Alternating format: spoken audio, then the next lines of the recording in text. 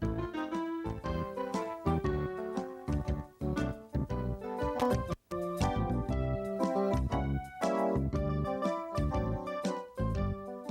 now is the head chef of the Pemberton Township Food Service Program and your host, Tim Paroli. Hello, welcome once again to What's Cooking. Welcome to a very busy What's Cooking. If you're not viewing us at the time of our production, what I'm going to tell you may not make a whole lot of sense, but for us right now, asparagus is in season. And that means that the asparagus is local, it's beautiful, and it's also affordable. Three of my favorite things when it comes to food. What I'm getting prepared for is a sauce we're going to do later. I'm setting that out of the way. And we're going to begin by showing you how to get your asparagus from here to a nice, easy to use cooked asparagus here. What you're going to need to do that is a pot with some hot water in it, and that's what I've got going right here. So we're going to take that water, we're going to put a little salt in it, and I have found that people fuss over asparagus. It's just crazy what we do with it. I mean, it's probably, if it's not the simplest, it's right up there. It's one of the simplest vegetables that we can have. If you've never tried it, or if you've had it and you weren't crazy about it, start with a little bundle of it now. All you've got to do is cut them little devils loose, and I don't know how much preparation you put into it, but what I do with asparagus is take the asparagus from the opposite end, or the opposite end of the spear, and hold it somewhere near the white. And what you want to do, get my hand out of the way there, wherever that ends, just give it a little, and it'll break where it's supposed to. Believe me, the way these things are made, they break where they're supposed to, right into the water. So down near the white and right in. And that's all you've got to do. Don't tell me they're going to be tough. Don't tell me they're going to be sandy. Don't tell me anything. Try this. What you're going to find is that the asparagus, if it breaks and snaps nice, then you know right away that it's perfect. And it's going to just, you're going to boil it till it's tender. Depending upon how many you've got, how good the fire is, how much water there is, all of that's going to determine how long your asparagus takes to cook. Generally, as a rule of thumb, you're going to take a bunch like that, you're going to cook it for 10 minutes. What I want to show you, they're a little warm, I know. I'm not going to do that. We'll pick them out. Look how dark that got already. That is turned a nice deep green. And what you want to do is let that cook. All right? That's what we're going to do. Now, I have for you the secret of making a perfect asparagus soup. And you've already seen it. All it is fresh asparagus. Once you have that, what you're going to need is a nice heavy pot like this one. You've seen us use this pot a lot. It's become an old faithful. If you don't have a real good heavy pot, buy one. Get one, because that's probably the reason your spaghetti sauce is burning and your soup is burning. So we take that, we put a fire under it, and into the pot we're going to put some butter. Now, I'm going to just roll that around and melt that butter in there. Just enough to coat the bottom to bring it maybe, I'll call it 1/8 of an inch of butter in the bottom of the pot. Now, while that butter's melting, I know they're here somewhere. There they are. An onion. We're going to cut a little bit of onion for inside the asparagus soup. Now, what you want to remember when you're cutting an onion, and I know you've been watching the program, so I don't have to go slow over these. We cut them in half, 2 ends off, and then we just peel them down. We split the thing called a root button in the bottom of the onion, and that's why our onions hold together. Then we're going to make some very small onions. So what I want to do is cut this way, nice and close together. I don't even have to hold that. Just cut them up, nice and long, and that'll still hold together. Then we turn the onion, and here we're going to shave that off of that till I get the amount that I want. There it is. And this can go in a bag in a refrigerator, or throw it into a soup. And then, since they're so thin, you only got to go over them once, maybe twice. They're ready. No fuss, no muss. So we're all set with that. We're going to stir in to that butter a little bit of flour. And then I'm going to let you look at it. But all you've got to know is the flour goes in, you stir that around. It should look like wet sand.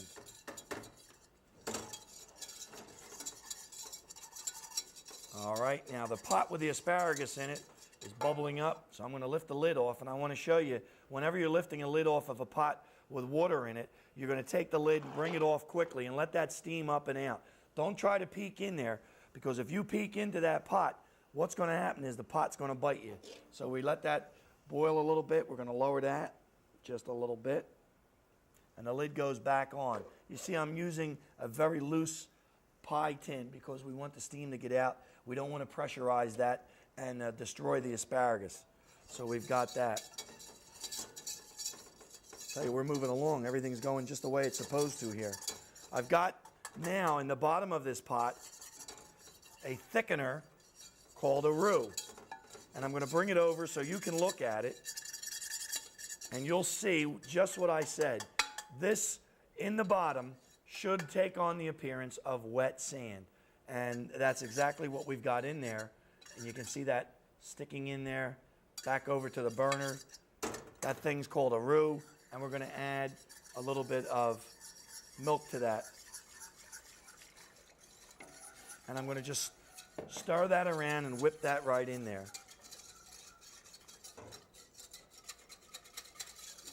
And I'm going to make sure that I have all of that roux or that thickener off of the bottom of the pot. There we go. And now we're going to begin by putting in the onion.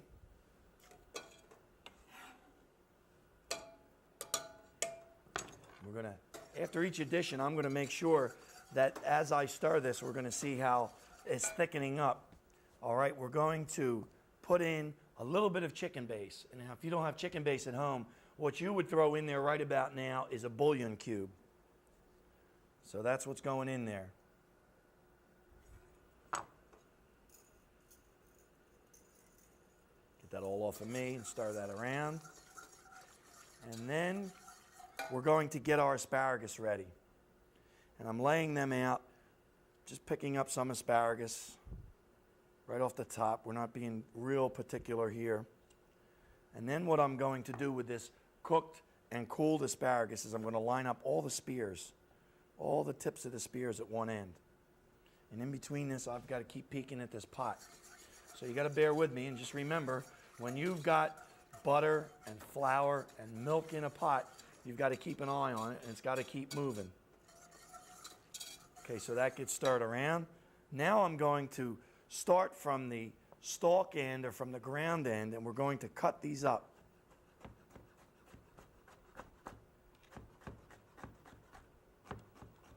These are cooked and cooled asparagus. And then I'm going to get right to the spears and stop. And they go up here out of the way. And then we're going to take those and cut them just a little bit more.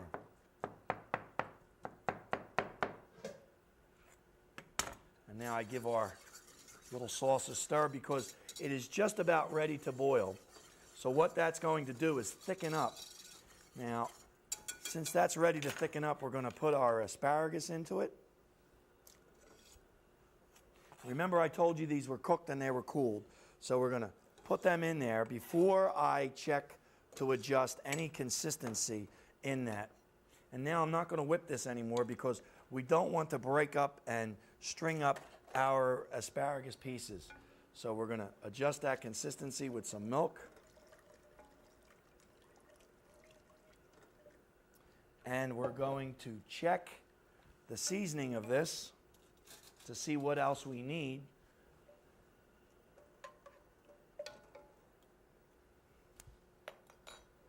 Now, the reason I do this first, and if you notice I didn't put any salt or pepper in here, is because putting in that bouillon cube is already adding salt, pepper, and a lot of other seasonings. So what you want to remember is before you begin adding anything else to this, taste it first. And now I know what it needs. And what we're going to add to this is a little white pepper. And we're putting that into this because it's a cream-based base. And it can use just a smidgen of salt, and I mean just a smidgen this time. We're going to stir that up and out of the way. And now I think I can let you take a look at this.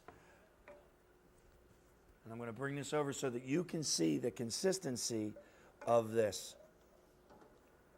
Now we're going to take that over and set it right there. And I want you to take a look in there, and you see what we've got. Bits of asparagus floating around in there, and I've got a nice light consistency.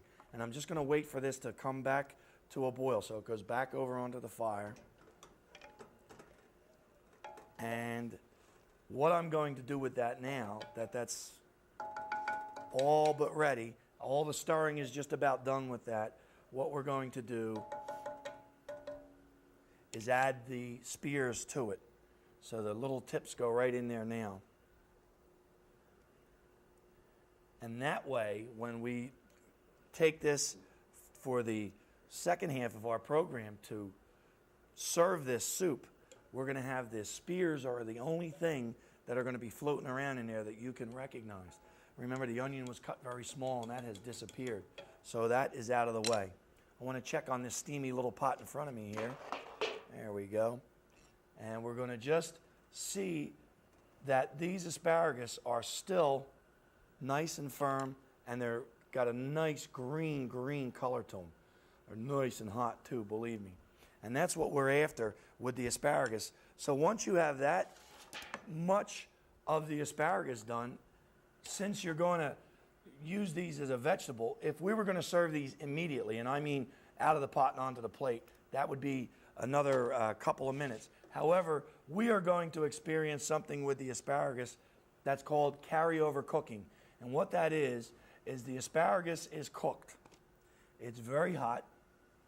My fingers can tell you that.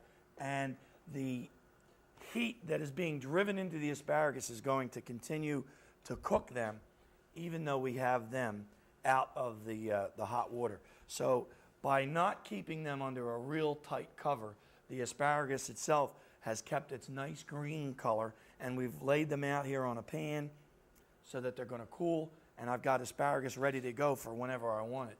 So it's really nice to cook off your asparagus ahead of time, and when we come back, I'm going to show you what you do with some more of this wonderful vegetable. So while I'm getting ready to wow you with the second half of our program, I'd like you folks at home to watch this.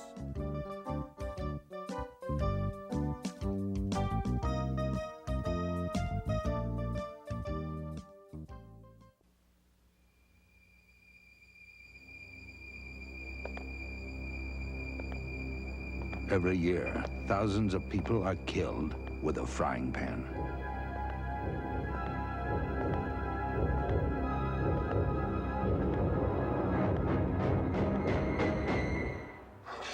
Reduce your intake of high-fat fried foods and help reduce your risk of cancer and heart disease. For a free booklet on low-fat eating, call 1-800-EAT-LEAN. Okay, we've shown you how to make an asparagus soup really quick and easy. Now we're going to show you what to do with all that wonderful vegetable we showed you how to prepare. Along with the asparagus, we're going to have a sauteed breast of chicken and some broiled tomatoes. Now, I'm showing you that way, but we're going to reverse the order just real quick here because I want to show you a very, very easy vegetable to do. My pie pan bent back into shape here. What I want you to do is you pick a tomato, and we're going to take the core out of this end just a little bit. And we're going to make sure that it will stand nice flat. And I'm going to cut that tomato in half. And once he's cut in half, it's going to go right into our pie pan. So that's one tomato. We'll do one more. One tomato, two tomato. Now, the reason we're doing two tomato is so that tomato number 2 here has a pointy bottom. And what we're going to do is take that pointy bottom and cut that flat. This is one time where we need to have a flat bottom. So we're going to take that now and cut that one in half. And they both stand nice, and that's what we're after. So we take that, and now we take some of this asparagus. And we have 4 tomatoes. And I'm going to show you that when asparagus is expensive, what you can do with it. You buy the bigger spears. I know they're expensive, but they're going to go a lot further. And you take those bigger spears. I got to move where you can see me. There we go. Line them up, and we're going to cut them in thirds, which means you're going to cut them twice. Then we're going to take them, and we take off the 2 and 1, right like that. So we just work right on around our tomatoes. And these are a smash when it comes to a vegetable. The other thing, if you're serving a lot of people a vegetable like this, that you've worked hard over and long, and then you get it down to the table and they say, but I don't like asparagus, and it's at a time when you've paid a lot of money for it. This way, it's only 1 spear per person and you're in good shape. So these go to the oven. And in they go. Now we're going to set up for our sauce before we do the chicken. And what we're going to do, all that asparagus water here steaming away at me, we're going to use that. What we're going to do is put our bowl over that. We're going to cook right on top of that old asparagus water. I'm going to put a saute pan on my back burner here. And what we're going to do is set up for hollandaise sauce. So you need the bowl, you need the boiling water. My trusty chicken here. If you have one of those, you can do almost anything. Now, I have eggs that I broke, and they're in a bowl here. Instead of trying to separate yolks from the whites with the eggshells back and forth, crack them into a bowl like this. 2 things. Besides being very easy, you get to have your eggs ready to go, and you can see if the eggs are what you want to do. Then you just reach in, grab a yolk, hold it flat, and pinch it off. And right into the bowl goes the egg yolk. Now, if you've got a lot of hollandaise sauce that you want to make, or you've got a lot of anything that needs an egg separated, this is the only way to go. Now they're separated just that fast. And if one should break into the bowl that isn't what you wanted, all you have to do with that is pull that one out. For whites, I do 2 eggs at a time, and then we're all set. So what we're going to do right now is take these yolks, and they go right over that boiling water. And we're going to cook these egg yolks. And I'm going to turn that so you can take a peek in there. There we go. Now, the easiest way to learn this is to learn to move the whip in a figure 8. And if you move this in a figure 8, and I'm going to roll the bowl all over, it's very easy, once you have the pattern down, to just keep those eggs moving. Then pull them off. As soon as they turn a little light, pull them off. Stir them around so you can hold your hand on the bottom of the bowl like this, and it's not hot, back over the steam. We want to cook the eggs. We want them to keep that consistency that's going to make a nice emulsion and a nice sauce, but we don't want to scramble them. So we want to run right up to the edge of being cooked, and we don't want to go over it. And whenever you're going to make a hollandaise sauce, you make it and you use it, and you discard whatever is left. You don't hang on to it, because if you try to heat this sauce up, it will break. It will separate, and it will be lousy. There we go, and you can see they've lightened up, and the bowl is even steaming a little bit. Out they come. And over to the board. And now we're going to put a little bit of butter into this.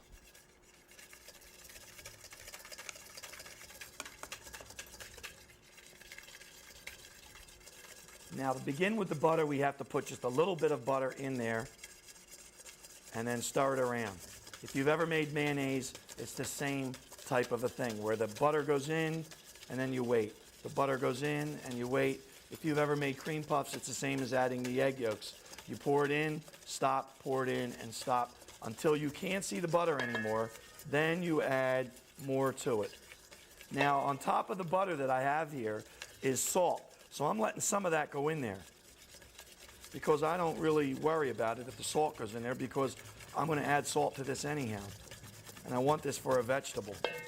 There we go. Hold them down there. And now it's coming up to a nice consistency. Put a little more butter in there. And you can see now we're going to stir that around. Once you have it so that the butter is being picked up by the eggs, you can add them a little faster. So we have that. And we're going to just stir that around. And to that, we're going to add a little bit of lemon juice.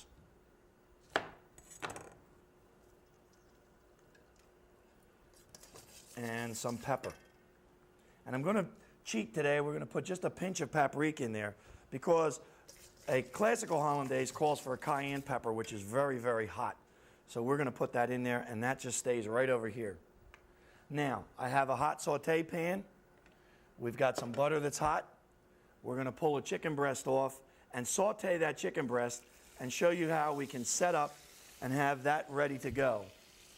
Now, we're going to let that butter brown just a little bit. There we go. Okay. And then we're going to take and split right down the top of the chicken and down into the front. And we've done this for you a lot. We're going to cut the skin and we're going to just remove the wing and the breast. By pushing down with the knife, we pull that right off just like that. And we're going to leave one piece of the wing on this chicken breast. We're going to leave that on there. And I'm even going to leave the skin on this today because unless you're on a restriction of your diet, there's nothing wrong with that skin as far as flavor goes. So a little bit of flour into our brown butter. And all I want to do is cook off that chicken. So we're going to salt, pepper, and we're going to roll that around in that. So we have that nice, we're looking for a real nice brown color here. All right, now while that's cooking, I'm going to turn that over because that's what I wanted to do is get a good brown on that skin. So let's come over here. Let's take a peek at that skin and see if we've gotten that. Good. That browned up real nice, and it's flat. So now we turn that over, back over onto that fire until that's finished. And that's what we're after, a nice, robust kind of an entree because we want to have it so it does not get overpowered by the type of a vegetable that we want to serve. So we've got that set. We're going to take a peek at our stuffed tomatoes. Get myself a mitt here so I don't get cooked. And what I want to do, since I have some hollandaise made for these, we're going to pull this over and we are going to spoon a little bit of hollandaise on them. My spoon with the butter all over it. And we're going to put a little bit of that right over top of a couple of these so you can.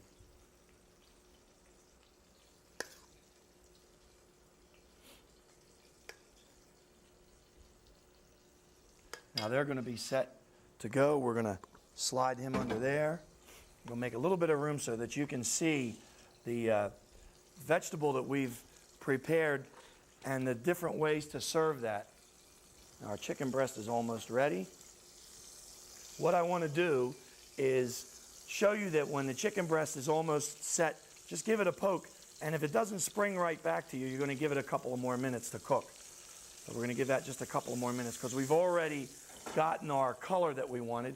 If you were preparing a lot of these, what you would want to do is just flash them in the pan and then right onto a cookie sheet and into the oven.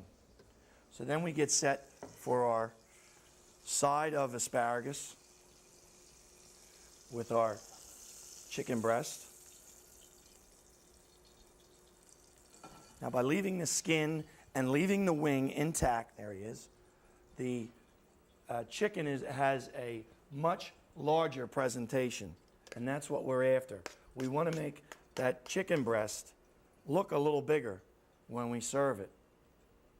And we have our vegetable right there, and we want to pull the soup for you and let you take a look at how that has held up, because although it is very quick to make and very easy, our service of it is usually where we have a little bit of a problem. There we go. What we end up doing with our cream soups is we set them up, and when we go to serve them, I have another bowl under here, is the presentation is the whole thing, especially if I'm trying to get you to try this for the first time. So what I want to do is take a look in the asparagus, and we're going to stir this now with the ladle, because I don't want to break up any of the spears that I have in there. And I want to just look in there and ladle some of that right out.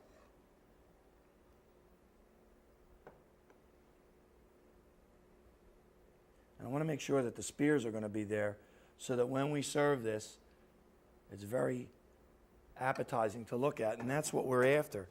What you want to do is look for the eye appeal, and you can tell how well you have done these if the shine is on the sauce, is a term that is used professionally, and it also goes for when you're preparing a soup.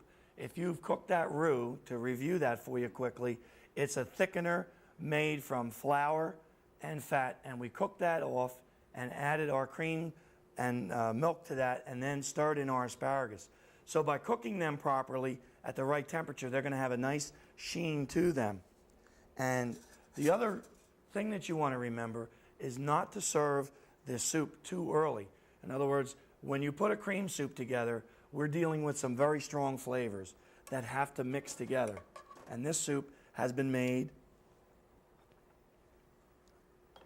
That's pretty good. But in an hour or so, that is when our soup's flavors will really come together and look really well. So what we want to remember is when the vegetables are in and the vegetables are fresh, that's the time to buy them. And we also need to remember that preparing them and having them set ahead of time is what we're after. So by preparing them ahead of time, we can make them up, purchase them when they're inexpensive, and use them that way. I'd like to remind you that if you need a tape of our show today, be sure to send a check for $19.95 and to the address on the screen, and we'll be sure to get a copy out to you. Thank you for watching.